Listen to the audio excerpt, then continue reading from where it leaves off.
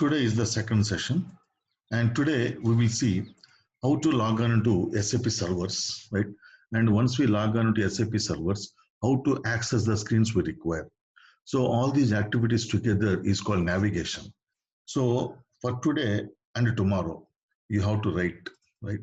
I will be dictating and you have to write something today and tomorrow only, okay? From day after tomorrow onwards, you need not write anything.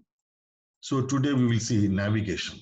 So first of all, as a starting point, first everybody should know how to log on into SAP servers.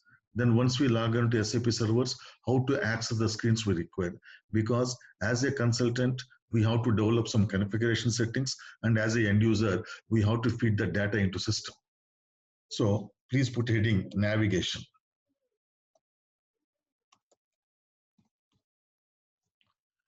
Put heading navigation. Please write down only for today and tomorrow, that's it.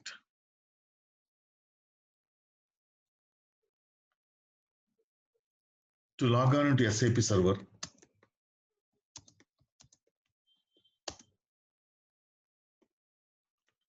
to log on into SAP server,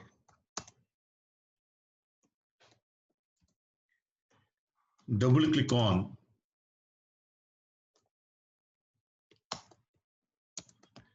SAP logon icon, double click on SAP logon icon on the desktop. Double click on SAP logon icon on the desktop.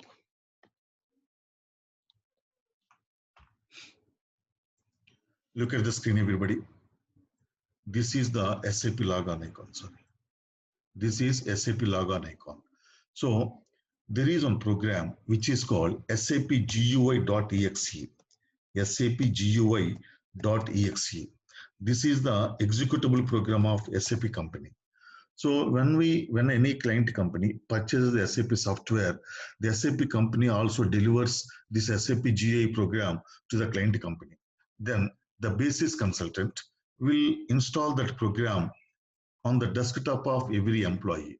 As a result, this SAP logon icon will be there. So today after the class, I will send you one link, right?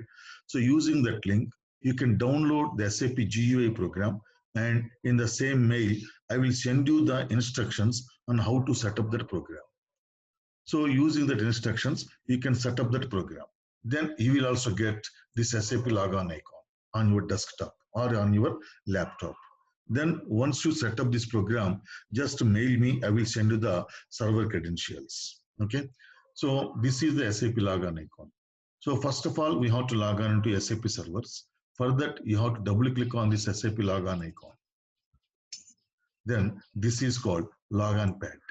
So in this logon pad, we have the list of servers here. Here we have only one server for our training purpose.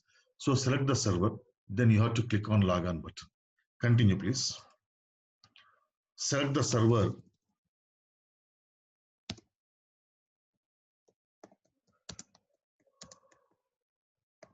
Select the server. Click on logon button in the logon pad. In the logon pad.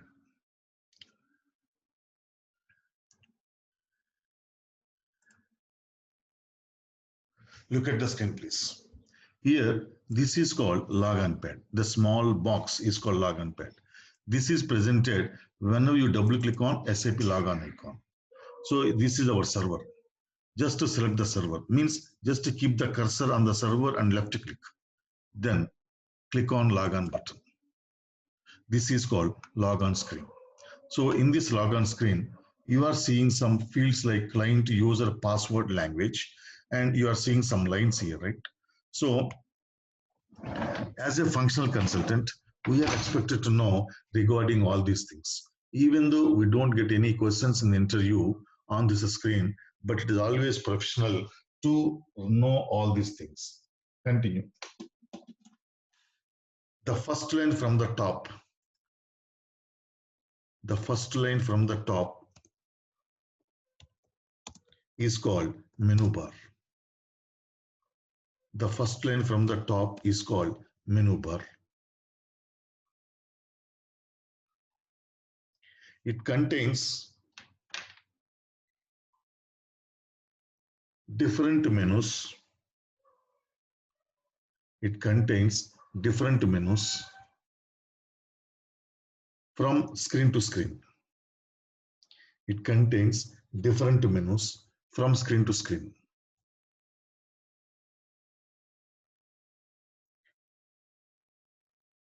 But in every screen,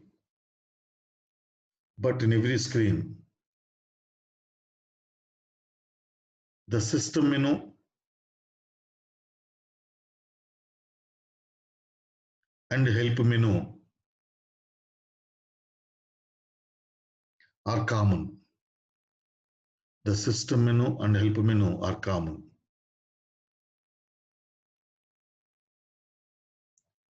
Every menu contains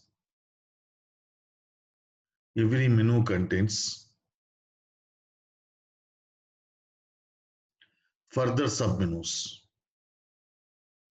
Every menu contains further submenus.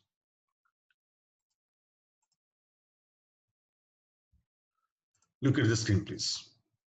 This is called first line. This one is called menu bar. And these are called menus. User menu, system menu, help menu. So these menus will be changing from screen to screen. And it is not at all necessary to remember the menus in any screen. Even though these menus change from screen to screen, in every screen, system menu and help menu will be available there. So these two menus are called common menus. So every menu contains further submenus. Means if you click on the user menu, these are the further submenus. Here further submenus are these. Here also there are some further submenus. Remember, it's not at all necessary to remember the menus and submenus on every screen. Next, the second line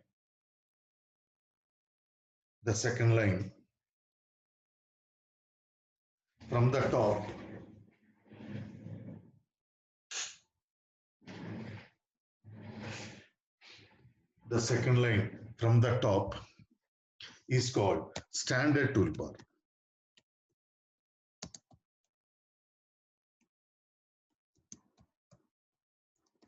Standard toolbar.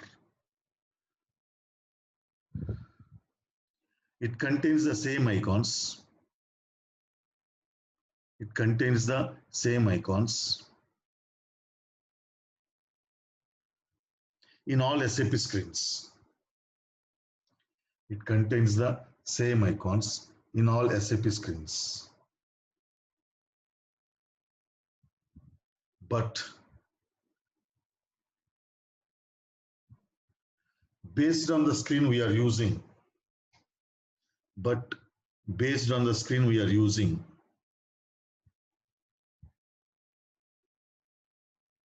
some icons are highlighted.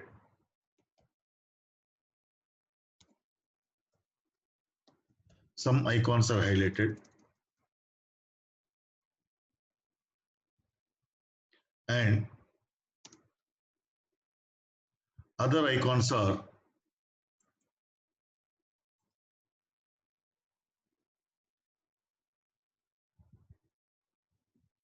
grayed out. Other icons are grayed out.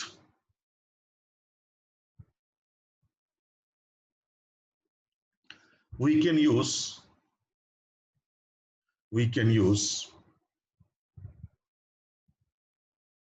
only the highlighted icons. We can use only the highlighted icons. Look at the screen. This is called standard toolbar, right? Why this is called standard toolbar? Because in every screen, the icons are standard. That's why that is called standard toolbar.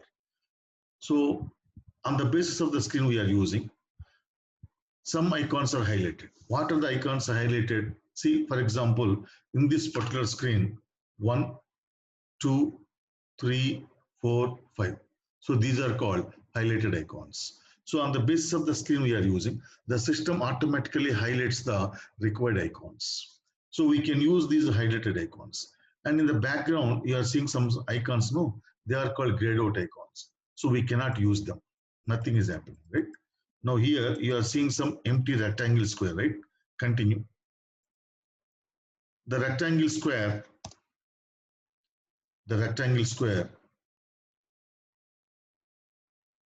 that is just to draw a rectangle like this, is called command area. Is called command area. The command area is used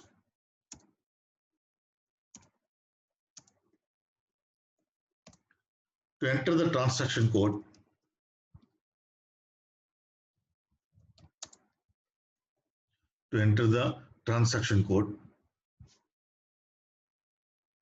within brackets T code. So what is the transaction code? I will tell you in the next few minutes. The command area is used to enter the transaction code. So this is called command area. So here we can enter the transaction code. Next. The third line is called title bar. The third line is called title bar. It describes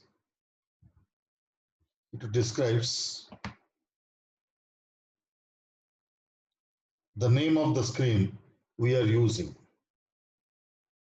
It describes the name of the screen we are using.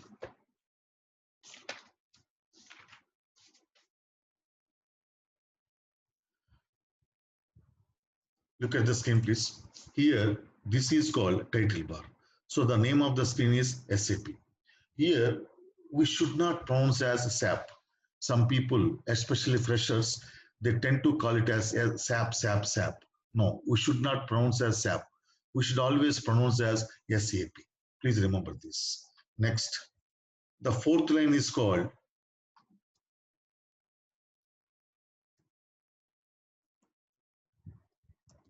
application toolbar. The fourth line is called application toolbar.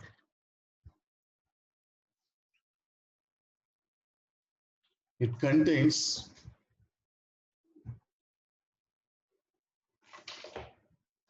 different icons.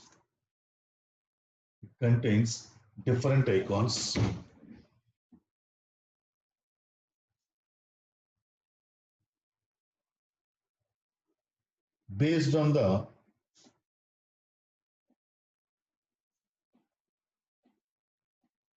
application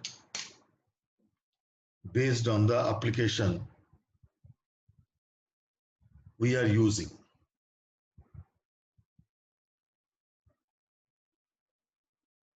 Within brackets screen. So actually every screen itself is called an application. See, this is called application toolbar, right? So based on the screen we are using, the system automatically displays the required icons here.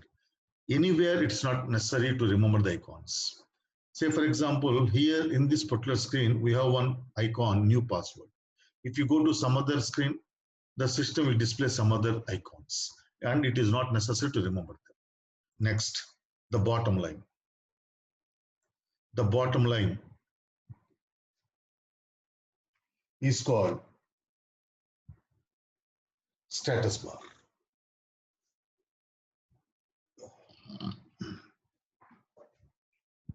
It displays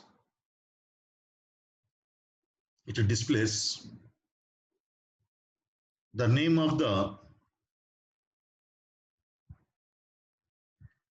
SAP application server. It displays the name of the SAP application server, the T code we are using,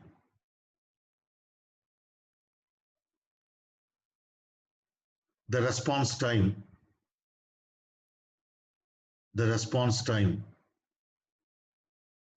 etc. Look at the screen, please. Here, this is the status bar, right? Here, the name of the SAP server which we are using is 820, right? And here you are seeing some small box, right?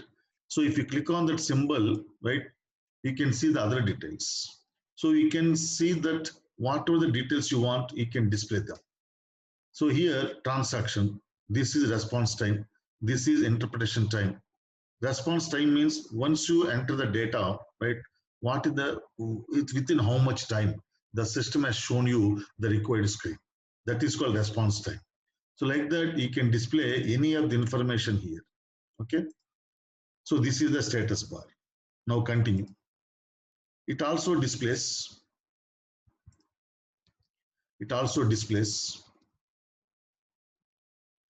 different messages. It also displays different messages resulted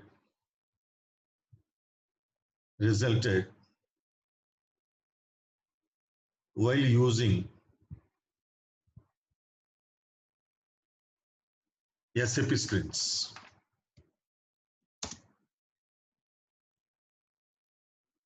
They are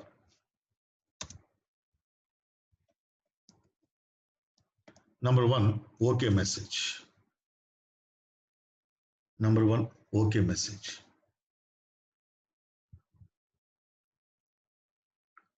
It is displayed in green color.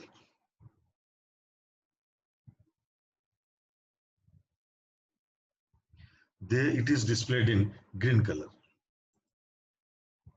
See, here, whenever the consultant develops the settings, configuration settings, they are to be stored in the database. Similarly, whenever the user enters the data, that is also to be stored in the database.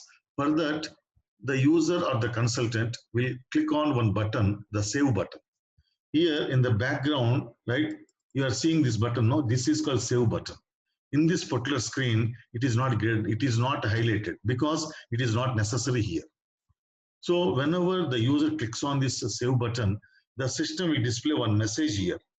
Data is saved. That message is called OK message, right? So if you get the OK message, then you can assume that your configured setting is absolutely correct. So once we start the configuration classes, right, I will show you these messages. Next, number 2. Error message. Error message. It is displayed in red color. It is displayed in red color.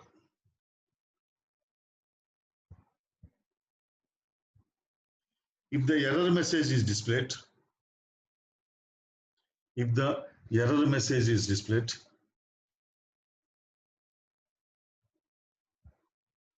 we cannot proceed further.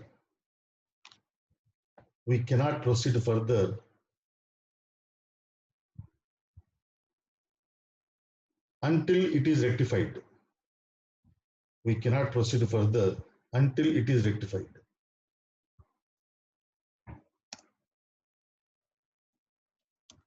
Number 3, warning message.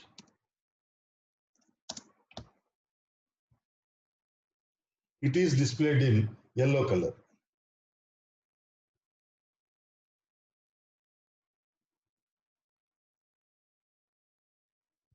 It is displayed in yellow color.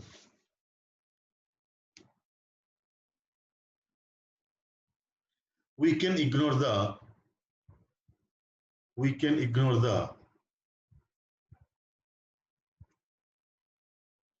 warning message. See, in different scenarios and situations, the SAP system will display different warning messages. They are displayed in yellow color. But whenever you get any warning message, you can straight away ignore it, right?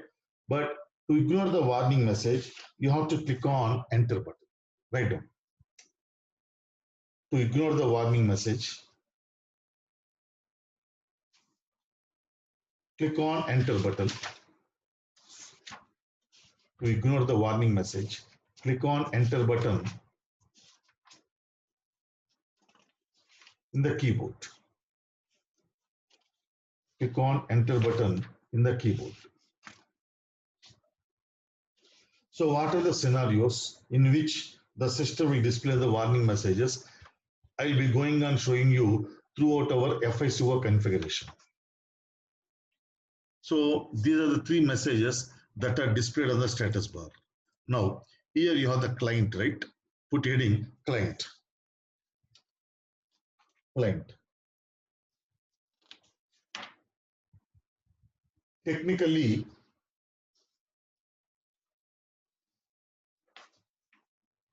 it is a self-contained unit. Technically, it is the self-contained unit with own database tables. Technically, it is the self-contained unit with own database tables and master records. With own database tables and master records. In short,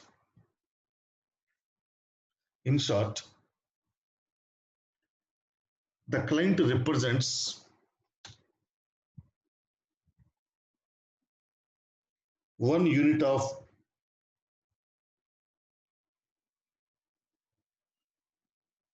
SAP software.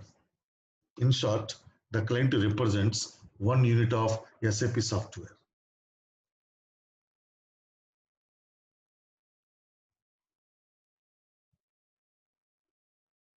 See here, yesterday I told you the SAP software was developed in ABAP language, right? So basically, there are two types of languages. Object-oriented programming languages. OOPS. Object-oriented programming languages. Number two, POPs. Procedural-oriented programming languages. So nowadays, we are using only object-oriented programming languages. This POPs is totally outdated. Then the ABAP is also developed on the lines of same OOPS languages, right? So in the case of OOPS languages, all the programming code is organized in the form of tables. So when we purchase the SAP software, the SAP company will deliver all these tables together to the client company. So all these tables together is called one client. So for the simple understanding purpose, client means one SAP software is called client. Okay, continue. When the software is purchased, the SAP company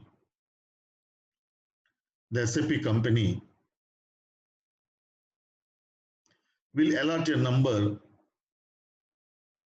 The SAP company will allot a number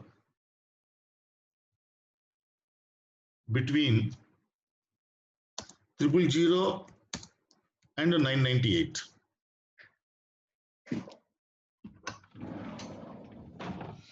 The SAP company will allot a number between 000 and 998. This number is called client number. This number is called client number.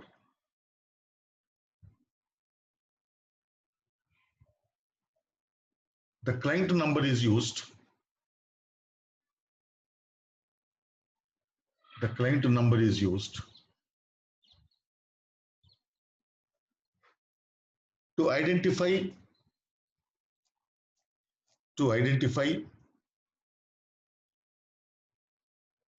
and log on to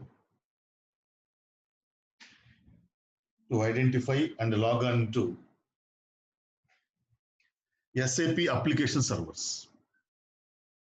To identify and log on into SAP application server. one client number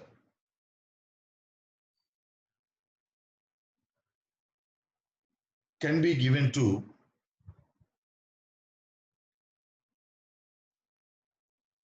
any number of companies. One client number can be given to any number of companies. That means, just for the understanding purpose, how every individual is identified with the name. Similarly, every SAP application server is identified with one number, but that number is given by SAP company itself. That number is called client number. Suppose, for example, I am personified or I am identified with the name Lakshmana Swami. So there can be any number of persons with the same name Lakshmana Swami in the world. Similarly, one client number can be given to any number of companies. The main purpose of this client number is to identify and log on into SAP application server, nothing else. And every company itself is a separate entity. That's why there should not be any problem for assigning one client number to multiple companies. Next, continue. Along with the normal client,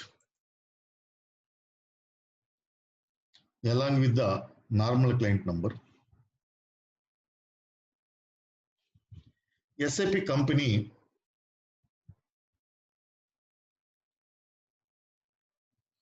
also delivers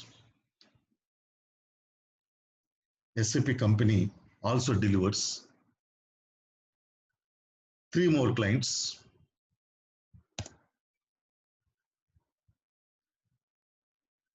That is 000, 100, 066. These are called, full stop, these are called reference clients. These are called reference clients. These reference clients will contain the default settings. These reference clients will contain the default settings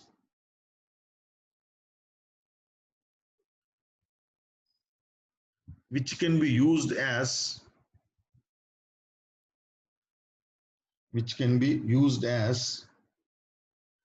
reference in the implementation project,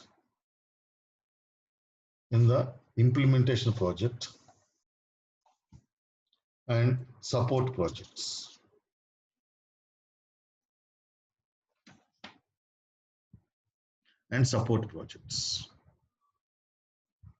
So that is the thing regarding client. Next, user. Put heading user.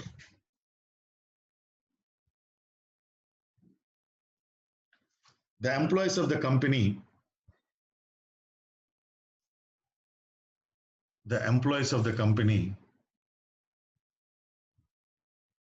yes. See, Sujina is asking one question. I will post that question in entire audience.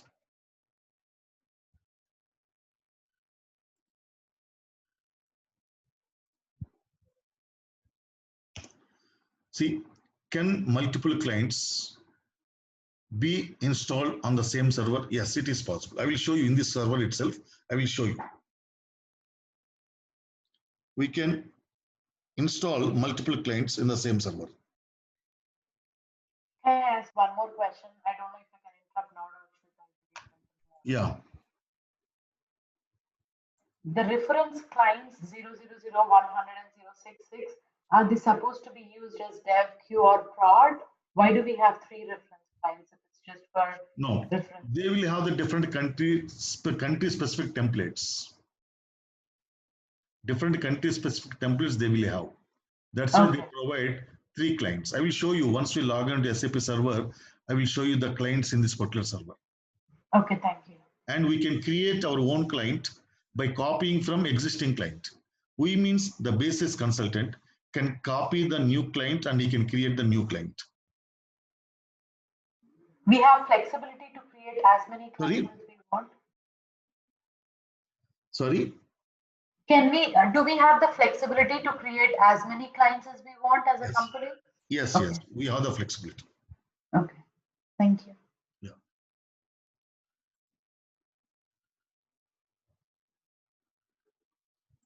Now, put heading user. User.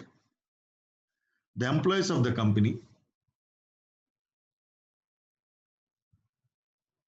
using the SAP software, the employees of the company using the SAP software are called users. Are called users.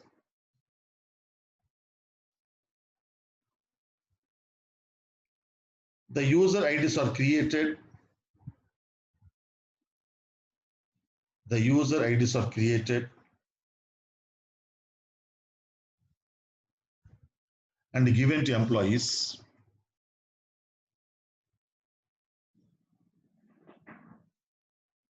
and given to employees by the basis consultants.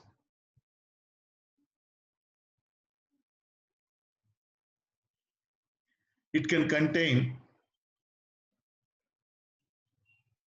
up to 12 characters. It can contain up to 12 characters. It is alphanumeric. It is alphanumeric. It is not case sensitive.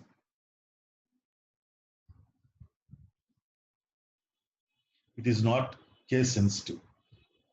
Means we can use uppercase letters or lowercase letters. The user IDs are used. The user IDs are used to log on into their respective systems. To log on into their respective systems.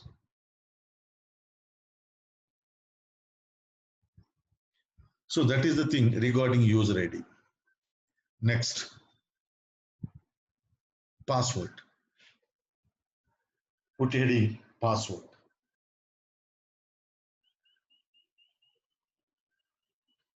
The passwords are created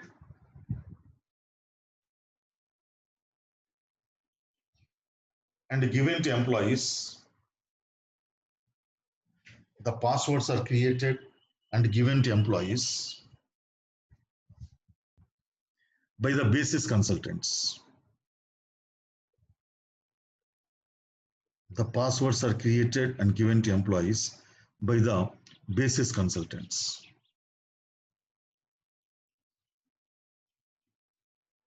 The passwords are used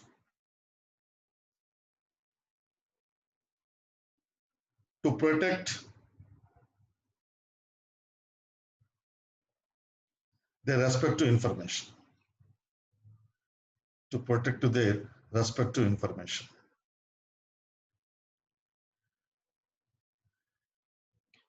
The length of the password is 6 to 40 characters.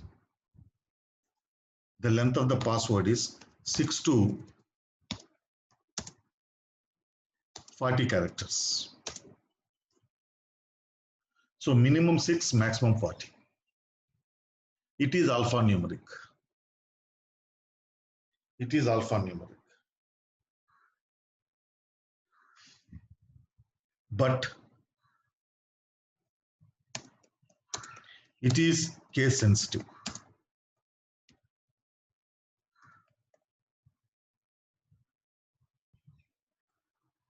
Underline this. But it is case sensitive. That means, see here, if the basis consultant has created the user password using uppercase letters, caps lock, the user has to enter uppercase letters only. If the basis consultant has created the user password using lowercase letters, right, he has to enter lowercase letters only. The system differentiates between uppercase and lowercase. Next. At the time of first login, at the time of first login,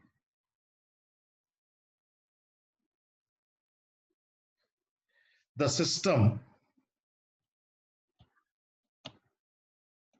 prompts the user to change the password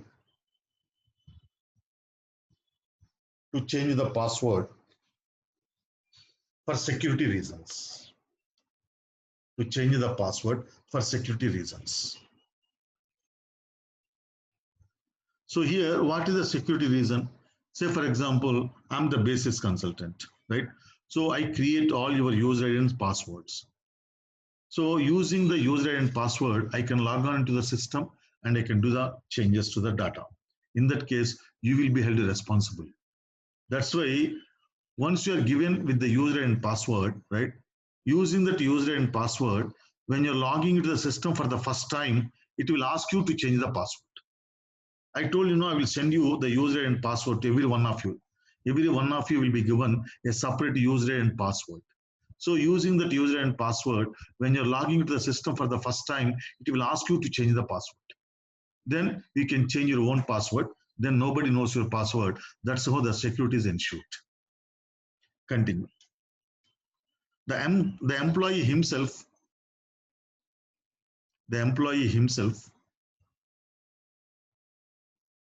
can change the password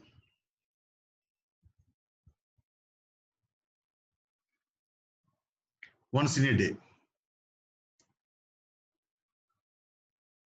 The employee can himself change the password once in a day. While changing the password,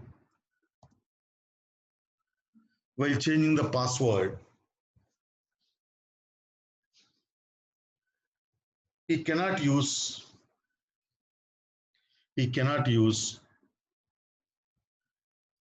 the immediate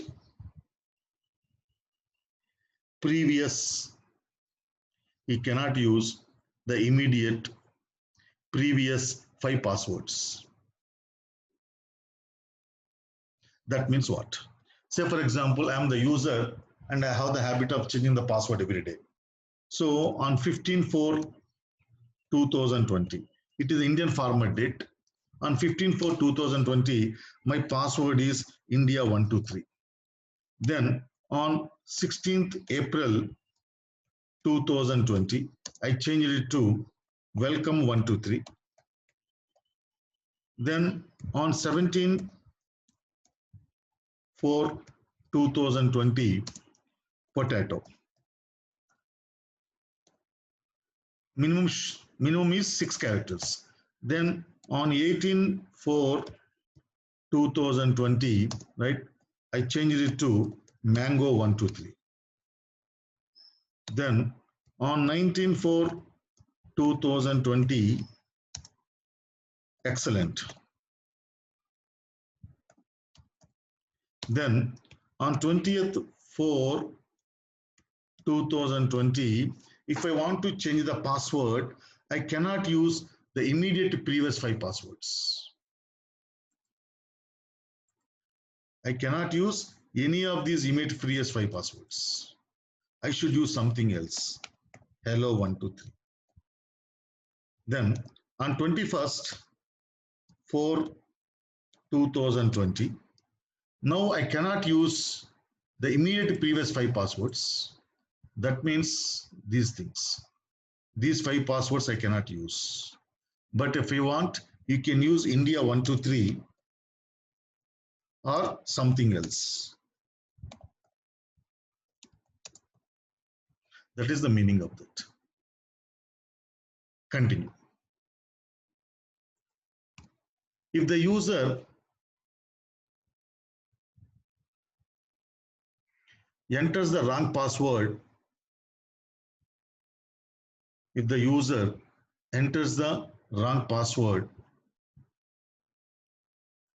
3 times consecutively,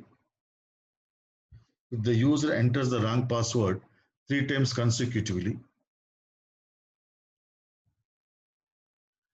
user ID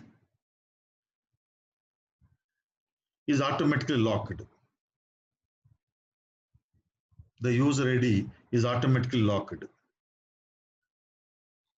In that case, the basis system admin can unlock the user ID. In that case, the basis system admin can unlock the user ID.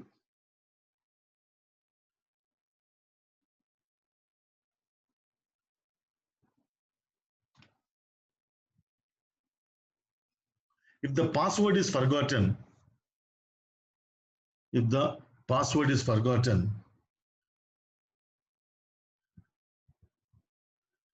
cannot be retrieved. If the password is forgotten, it cannot be retrieved. But the basis system admin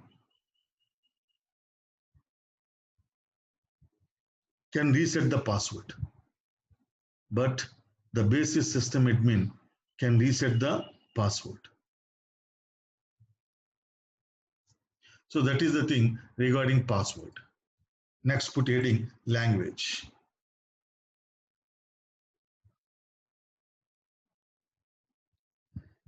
The SAP software was developed in 41 international languages.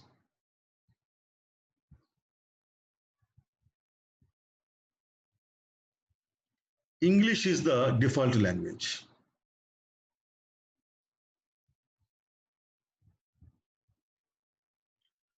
Now, look at the screen. Every day, for every class, compulsory we should log on to SAP servers because every class is done the server only. Then for you also, to do the practice, you have to log into SAP server. For that, client is 800, right? So everywhere, for the purpose of training, this client is 800 only throughout the world, right? Then, in most of the cases, user, I will provide you a separate user ID for every one of you. My user in this particular server is Lakshman. Then I am entering my password. You cannot see the password except cursor movement. Then language EN. Even if you don't enter the language EN, right, it will take you to the English version of the software. Then you click on enter. Now you log into SAP servers.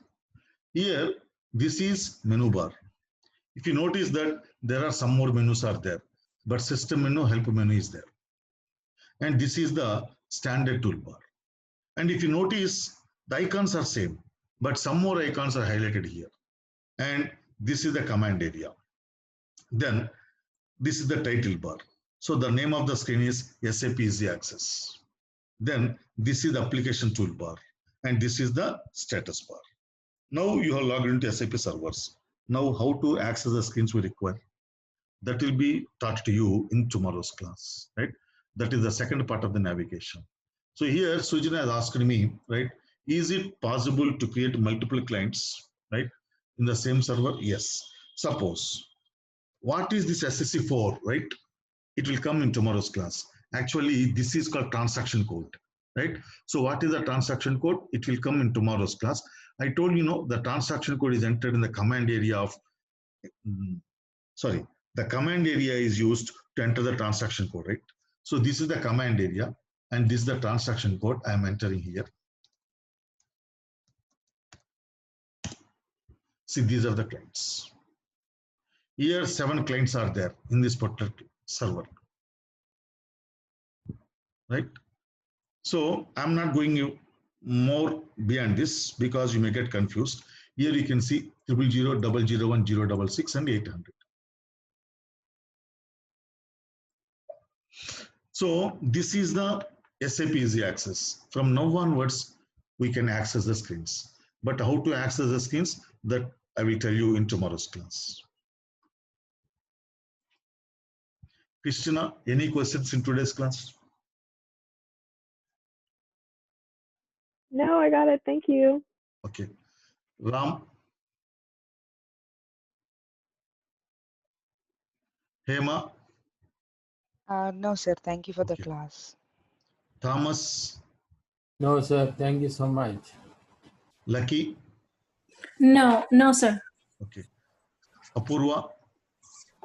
No, sir, thanks. Okay. Pankaj? No, thank you. Okay. Raz? Raz? Sainath? No, sir. Okay. Vidya? Good, thank you. Vidya? I'm good, thank you. Okay. And one more thing. Today, along with today's class recording, I will send you one more mail, right? So in that mail, I will send you one link, right? If you click on that link, you'll be taken to www.forsync.com as in yesterday's recording, right? So from there, you can download the SAP GUI. See here, this is the program. And the size of the program after compression is 329 MB, right? So you can download this program. Once you download this program, in the same mail, I will send you the instructions on how to set up the program. Just to follow the instructions on set up the program. Once you set up the program, right, you get this SAP logon icon on your desktop. Then mail me, I will send you the user ID, password, and server IP address, everything. And while setting up, if you face any problem, right, you can call me. Okay, I will log into your system and I will do the installation for you. Okay, and I told you yesterday to write down my mobile number, and it is better to add me on WhatsApp because WhatsApp is very easy to communicate, right? Better to add me on WhatsApp. My mobile number is 9195508 14011. So while installing the SAP GUI, if you face any problem, just WhatsApp me. Through TeamViewer, I can log on to your desktop and I can do the installation for you. Okay, then see you tomorrow same time. Good night and good day. Thank you.